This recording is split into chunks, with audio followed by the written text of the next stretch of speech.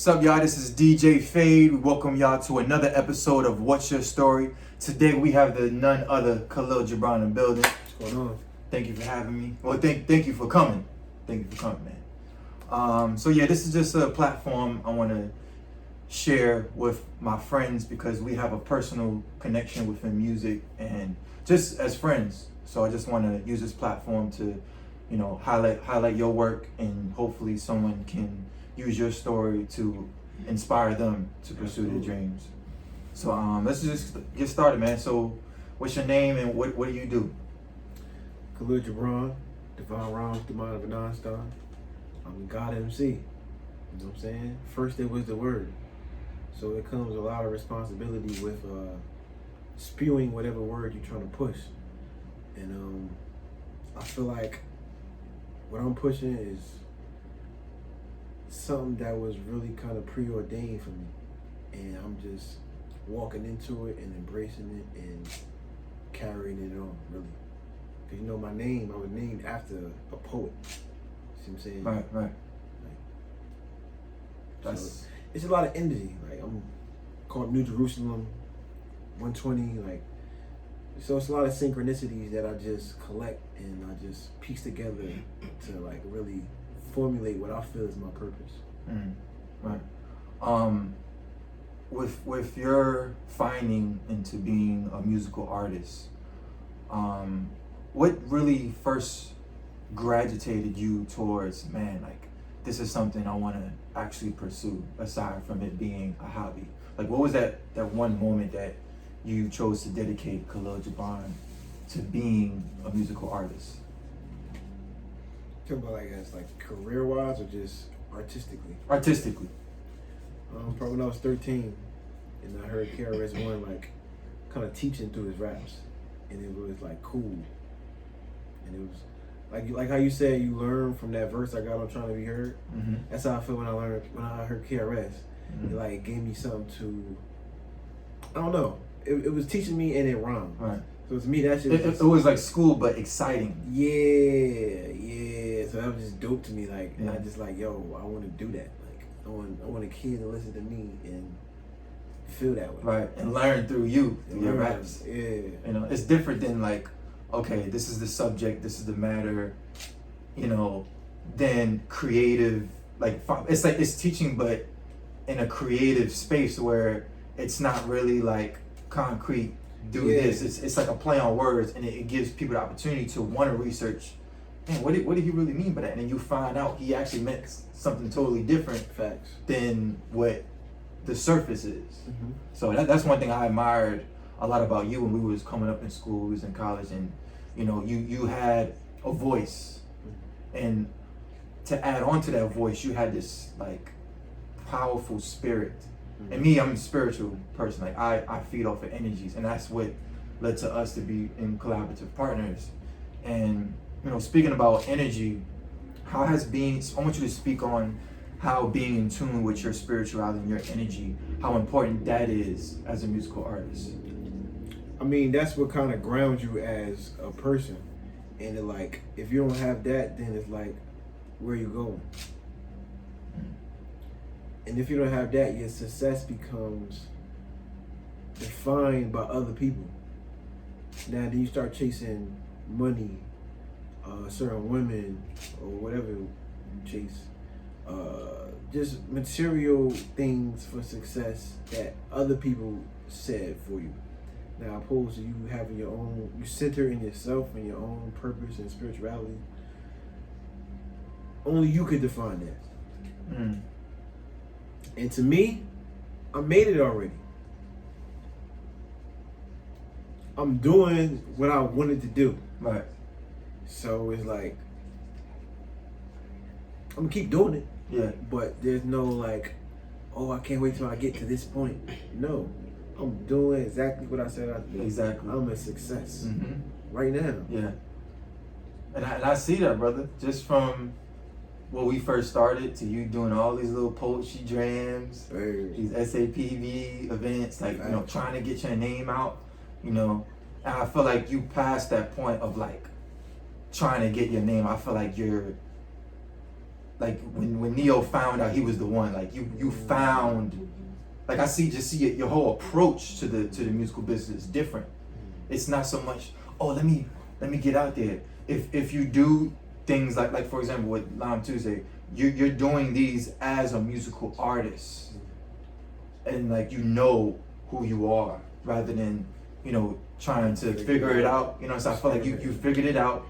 That board alone is damn near. We gonna show y'all that in a bit, because that's I want to touch up on that too, because that really resonated me the first 20 minutes. Like I sat here. Like, can you touch on how important it is to write down your goals and see the vision before anybody else? Yeah, like I got this book called Think and Grow Rich, and it tell you to do that in like the first chapter, but I never did it.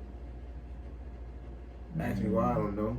I feel like I think I was just challenging the book to say like I'm smart enough, but I don't have to write it down, and I can still achieve my goals. Yeah, but that's really not true. And as soon as I started writing shit down, that's when everything became clear. And also, benefit of writing shit down is I'm like a scatterbrain. I like to do a lot of shit. So writing things down, it helps me focus. Okay, this is what I'm gonna focus 100% of my energy on right now. Once I knock that off, cross that shit off my little list, I feel good. Yeah. And then that confidence goes into the next task. And I put 100% of my energy in that next task. And I cross it out. Right. So it puts you in the energy of seeing what's in front of you, attacking it, going through it, getting out your way, and then on to the next objective. And it's like it's an addictive feeling of accomplishment. It's addictive. Once you get that few things done, you got a certain momentum where you just feel unstoppable. Damn, I'm doing everything I want to do. Right. You know that video when Puffy fucking said, "I'm a savage. I'm a savage. I want. Yeah. I can get." That come from that momentum of you write things down, you having an intention, and every single time you getting it done. Getting it done. And you kind of question yourself like, damn, am I really getting all this shit done? That the wow is just, it's like, yeah, I am. So writing things down, it helps focus me, and gives me a different level of confidence. It organizes my thoughts. It organizes like the clutter that's in my brain. Now I have space for new ideas to come because my other ideas, they captured, they organized, and I already got a plan of action to actualize them. Right. Now the new inspiration, it has space to come in because I got the other shit out. Yeah. Already. Exactly. So it's like, yeah, because you only have a certain amount that you can handle. Yeah. And with us, we try so much to do everything, do this, but you do one task at a time. Right. And like you said, them check marks, they start adding up. Next thing you know, you one step closer to where you first see your vision. One last thing too, if you don't write shit down, you're gonna forget it. And I have many great ideas that I can never remember again. So I respect good ideas more, and me showing my respect to them is writing them down. Right. Okay. I want to touch on too, education. Take us on a journey of, from school, digging into music, and then to college. And also, a lot of people don't know, like I had trouble, like depression of like dropping out of college, because a lot of my friends who I grew up with touring overseas, making all this money, working with like musicians that I looked up to, and I'm in school like studying for finals, and with us, we know our greatness, we know what we were born with. So it's like, man, I had a tough pill to swallow from pushing that to a side to focus on education. So I want you to just take us with your personal journey with education, how you used it, and what is your approach to it now? I mean, I was the type of kid that always challenged my teachers in school. So it's like, I was a kid who always like never did his homework but passed all the tests, like real arrogantly, like subliminally arrogantly.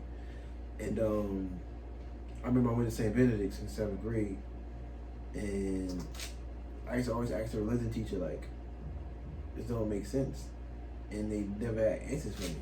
And I'm like, so y'all don't even know So y'all just in here like babysitting, really. Oh, so y'all regurgitating what they tell y'all to tell us. Oh. So you not really doing this in real life. You just come here and telling us. Oh, okay. Oh, you think I'm a kid, so I'm not a human. So my opinion not valid. Oh, I'm just keeping my opinion to myself. So after all these things, I seen that school wasn't really giving me anything.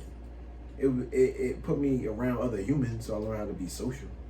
I'm grateful for that. But as far as like real knowledge that I can apply today, school past like 7th grade didn't really teach me much. I mean, I learned like pre-calc, algebra and shit, but it's not hard to learn. But is that a skill that I need? And once I start forward, and another thing, I'm a self-taught person. Right. So why? And I'm fast forwarding to college. Why am I buying these textbooks and paying these professors to meet twice a week, and they just telling me to read the textbook? I know how to read on my own. Exactly. So the game is I need a piece of paper to validate that y'all said that I'm worthy. Oh, all right, I'm out. So you leave, then you super focus on whatever you want to do, and you commit to that. Because if you don't, you're going to be depressed. Because that's not really in your spirit to proceed with that. That's other people's projections on you. Yes. Oh, you need, society. You need not even whole society. I would say fucking people around you. Oh, you need to finish school, because if you don't finish school, how you gonna get a job? If you don't have a job, how you gonna have a family? How you gonna live? And it's all these what ifs that's on them. That's your life. Keep that energy to yourself. I'm gonna do what's in my heart, what God, whatever you want to call it, universe, telling me to do. I'm gonna do that. The heck what y'all talking about? That's right. Or, one thing that is truly an inspiration for me about you is your willingness and your devotion to book reading, and to really, like you said, self-education and being inspired. How has reading books actually helped you just as a person? Because there's a lot of artists out there that say, oh, I'm too busy, I got music's first, I want you to shed some light on the importance of reading books and self-education. Well, my favorite books just confirm things that I always knew, but I never had anybody around me to really stamp it. I don't think nobody around me was really able to stamp it. So when I'm reading these books, all these feelings and ideas that I'm having and these innate things that I'm already doing, and I see them in a book, I'm like, oh, so I was on the right track the whole time. Right. So that's what books do for me. But ironically, I'm at a space where I don't need to read a lot. I feel like I absorb information from books just from being next to them. Seriously. It's like a real telepathy to it. Yeah. Like, you know how some people carry crystals? I could carry a book and it had the same effect. Like, I could carry whatever book I carry for the day, I would just get that energy from the book and just. I don't know. It's a real. I feel you on unspoken. I feel you unspoken. Yeah, like only book. If you know books, like you know. Yeah. If you know, you know. Yeah. So it's just It's autodidactic. Yeah. Self-taught. Right. Literally last week, because again, this series is called, What's Your Story, DJ Fave. We have Khalil Gibran here. Last week I came across the series you put on YouTube. I forgot what it was called, like 8 years ago. But you was talking about the story of how you got shot. I was actually there about 10 minutes before it happened in the studio. I want you to just briefly tell the people that story, and how has that affected you personally and as an artist today. Well, I told the story a million times, so it's like I'm a little over it right now. But we was in the studio. Me, him, and E-Class. Came home, around the corner from my house. That's when I was selling like Black and Miles, and I was selling like when the stores closed, I would like sell shit and stop, say what's up to a few people, sell a few stuff. See a couple of dudes, they walking, ill grilling, pay no mind. A couple minutes later, they come out, whip out their guns, start shooting at the whole crowd, both sides of the street. Mm. Everybody, I froze for a little bit because I thought it was fireworks. But, you know, start seeing guns and then you realize it's not fireworks. Mm. And I ran a little bit. And then they left. I had my friend Knight who saying he hit. Everybody screaming. Checking myself for the back of my head for the big bulge of just like a freaking baseball. Wow. I had my do-rag on. My do-rag had like a burn hole in it. And I just had a whole bunch of blood on my hand. And then told my friend to check to see if I got hit. He gave me a hug. And he told me somebody called an ambulance. And I said, no, I'm not waiting for the ambulance. Somebody got to take me to the hospital. And I went to the hospital. Mm. And you're calm during this. Yeah, because I knew I couldn't die like that. Like, it just didn't make sense. There was no, I ain't have no fear. It just didn't make sense. Right, yeah. It makes, you know how you watch a movie and like something happened to the main character, but you know it's too early. Right, like, right. Like That's the movie still gotta go on. Because our lives are a story. That's a fact. It's a fact. So to me, it was like it was written, and in that particular moment, it was not written for you to go at that time. It's like, you know, you just got to the theater. Like, it's just the first 15, 20 minutes of the movie. And it's like, the main character's not going to die. You've seen the other previews and the shit. Like, you know, he's going to live on. So it's like, nah, like, all right. So just take me to the hospital. Okay. We're going to figure this out. And I'll be all right. And we're going to keep going. Mm. And, yeah, I honestly feel like that was like, I always say this, I feel like that was God showing other people how to, in what light to view me. Mm. I feel like that was a message of God saying He's protected. Anytime you ever doubt His power or protection, refer to this incident. You know, in a dictionary, they'd be like, see, that's how this is. If you doubt in this man's power or alignment or spirituality, go back to this incident, and this is clear evidence. Mm-hmm. No, some parables in the Bible, they be telling little things to get certain points across. Yeah. I feel like that situation with that, just to get that point across. And he's repping New Jeru, and that's about before I was God body this God, and then that happened. It's like, oh, this shit is real. Like this shit is really real, my nigga. Like, so it was like it was that effect. It's just like, oh, okay, like this. I'm not just saying it. You know, this is actual. Mm-hmm. You know, so yeah. Damn. I was gonna let that marinate for a second, like, oof. Damn.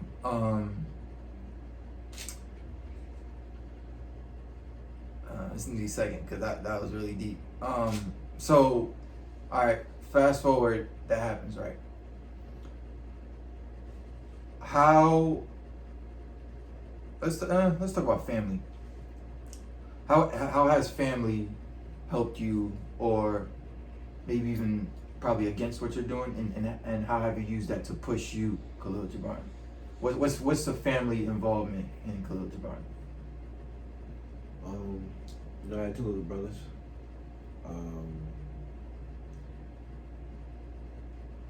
And it's a very interesting dynamic because as an artist, you don't really get time to. As an artist, you're too busy catching up with yourself. Like, you got to stay up to speed with your own evolution and what's going on around you. So that may cause you to like be in your zone so much that the people around you don't really have access to you. So that'd be the one thing I would say, is that I wish I could spend more time with my family, but at the end of the day, this is an investment. Because if I do what I do now, then go and spend more time together later, as opposed to all us still working jobs and still having to be confined. We're not financially free. I want to be at the point we all financially free. We got our own compound property. We got acres. and we just good. Mm-hmm. So Just like the alchemist said, you know, you got up there, and it talks about sacrifices. yeah, You know, like what sacrifices have you made, like personally, to, you know, I'm putting my all into this music, I'm investing time, energy, yeah. relationships, you know, like talk about some of the sacrifices you made along the way that people really don't see out there, like in the public, or what you post. I mean, you guess, family, women, fun for myself. Regular. I don't think it's nothing too intricate, Mm-hmm. but it's like you really, and it's almost like a thing. Cause I've been relating to Spider-Man a lot, and cause like Spider-Man didn't actually be bit by a spider. Mm. You know what I'm saying? He didn't. How they put it, he didn't ask for his gift. Right. But being that you have this gift, like his Uncle Ben said, with great power comes great responsibility. So sometimes the power and the responsibility that I have is a little heavy at certain times.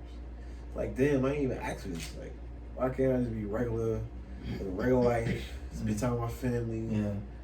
have a girlfriend, you know what I'm saying? Just go travel whenever I want to travel. What do you want your legacy to be? To be honest, I kind of, and it's ironic that, Chadwick Boseman just passed away. Rest in peace to the brother. But I kind of want my legacy to be what he represented in the Black Panther. Mm. And I want New Jerusalem to feel like what Wakanda represented. Because it was a different feeling when everybody left that movie theater seeing Black Panther. Everybody was wonder, like, you know what I'm saying? That movement was heavy. It was bro. heavy. I felt it. It made you feel like you belong somewhere. Mm. Just naturally, you don't have to Right. change yourself. Right. Just, you know what I'm saying? So it's like, I want to create that sense of belonging as far as like spiritually, because yeah, we don't really have that. We got religion and we got other things, but as far as creating a sense of belonging and community that pushes everybody to their highest potential and to pursue their callings, their gifts, their wildest dreams, and just keep pushing that edge, the envelope, that that leading edge, and just stay at that curve of what's next. You know what I'm saying? Like, because when I growing up, when you have these gifts, you're not received well. Everybody around you is always trying to like come against you with energy. Oh, you doing that? Oh, you should redirect you. Yeah. Oh, you should be doing this. This was popping right now. Or this is what you're gonna be making a lot of money at. So it's like people ignoring the inner world of people. So it's like I want to create a community where everybody's inner world is respected and is summoned even more. You know what I'm saying? So yeah, something along those lines. Right. Okay. Just touch on real quick your involvement like with DJ Fade, like how do we connect together, and some of the things that we have accomplished during this journey. We met in college. Started doing music in your home. Bought some beats off you. Made some more records, went to the studio. Did a DJ show. I performed. Well, it was a lot of our shit is like undocumented. You can't really quantify it in a way because it's just the presence, and I can't really put it in words. Like, from Bully P 2012, 2013 to 2020. There's been a lot of evolution, a lot of growth, a lot of trial and error we've been doing with both our careers that we've been able to witness for each other, and it's just a nice growth, a beautiful growth, and it's going to continue to happen. We're going to do great things. And what do you see our future now that we basically have both walked this long path together, just in unison, separate roles but unison, because we all work together. What do you see us, like the type of music that we're going to be putting out there? What do you see in that vision? I mean, I see everything plus more. It's infinitely abundant. Like, I almost don't even want to put words on it because it's gonna come limited. So, it's really just infinite, bro. Like, we are the ones. Chosen ones. But it's like, who is gonna lead this next wave of music for this decade? Who's gonna lead the way for art? Right. So there's no limit. It's limitless. And people's gonna have to see. I ain't about to spoil it and tell them, oh, this about to happen. Stay tuned. Got to see. Okay. Okay. Is there anything out there that you wanna? Been do a video. We shoot that today. Go get that. Streaming everywhere. Dreaming everywhere. New Jerusalem Records. Khalil Gibran, 1 time for your mind, 2 times for your spine, 3 times for the grind. Shout out to Courtney with a K. Shout out to Fire. Shout out to my man BAs. Shout out to DJ Fade in the building. We here. 2020. There's nothing more to say.